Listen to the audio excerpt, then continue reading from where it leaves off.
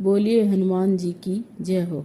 एक समय की बात है, एक ब्राह्मण दंपति के कोई संतान नहीं थी, जिस कारण वह बेहद दुखी थे। एक समय ब्राह्मण वन में हनुमान जी की पूजा के लिए गया। वहां उसने पूजा के साथ हनुमान जी से एक पुत्र की कामना की।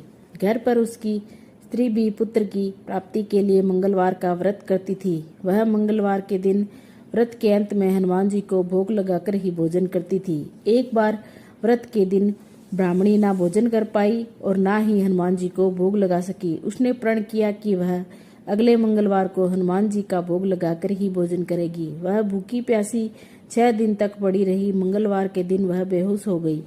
हनुमान जी उसकी निष्ठा और लगन को देखकर प्रसन्न हुए। उन्होंने आशीर्वाद स्वरूप ब्राह्मणी को एक पुत्र दिया और कहा कि यह तुम्हारी बहुत सेवा करेगा।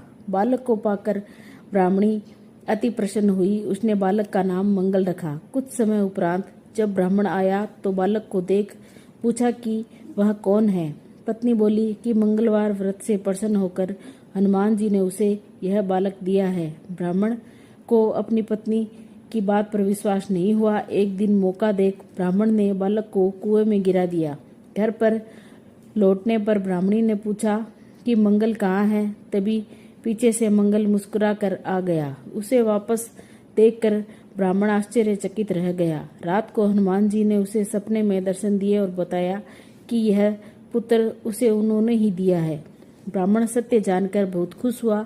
इसके बाद ब्राह्मण दंपति प्रत्येक मंगलवार को व्रत रखने लगे। जो मनुष्य मंगलवार व्रत कथा को पढ़ता या सुनता है और नियम से व्रत रखता है, उसे हनुमान जी की कृपा से सब कष्ट दूर होकर सर्व सुख प्राप्त होता है और हनुमान जी की दया का पात्र बनते हैं। बोलो हनुमान जी की जय हो।